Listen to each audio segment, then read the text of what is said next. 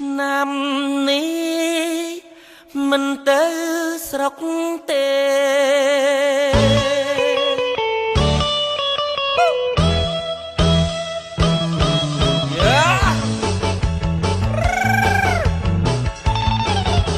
ឆ្នាំនេះមិនទៅស្រុកទេហេតុអ្វីបានមិនទៅផ្ទះនៅដើរលេងដើររកសង្សារថ្ងៃចូលឆ្នាំក្រែងបានជួបគូស្នេហ៍ខ្ញុំឯកាជាយូរមកហើយឆ្នាំនេះមិនទៅស្រុកទេចង់នៅដើរមើលគេឯងទៅវត្តភ្នំ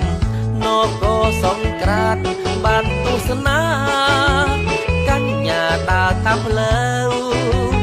ទៅក្បែរសុំញ៉ែសាសងឆ្នាំកាន់តែថ្មីមុខកាន់តែចាស់សង្សារច្រើនណាស់ប្រត់ប្រាំងព្រមមិនមែនគូនៅឯណាទៅខ្ញុំថ្ងៃចូលឆ្នាំ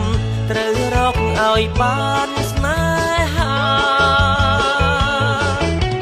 ឆ្នាំនេះមិនទៅស្រុកទេអ្នកណាខ្លះមិនទៅផ្ទះជាប់រវល់ឬរកស្នេហាដូចខ្ញុំដែរជូនពរឲ្យជួបស្នេហ៍ជាគូរស់ទៅចូលឆ្នាំ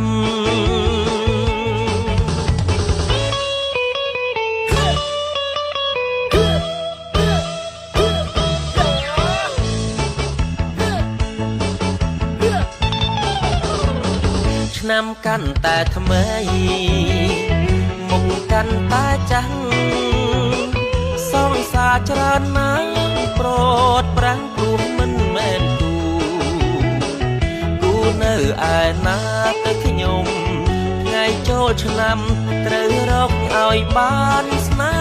ហាឆ្នាំនេះមិនទៅស្រុកទេអ្នកណាខ្លះមិនទៅផ្ទះ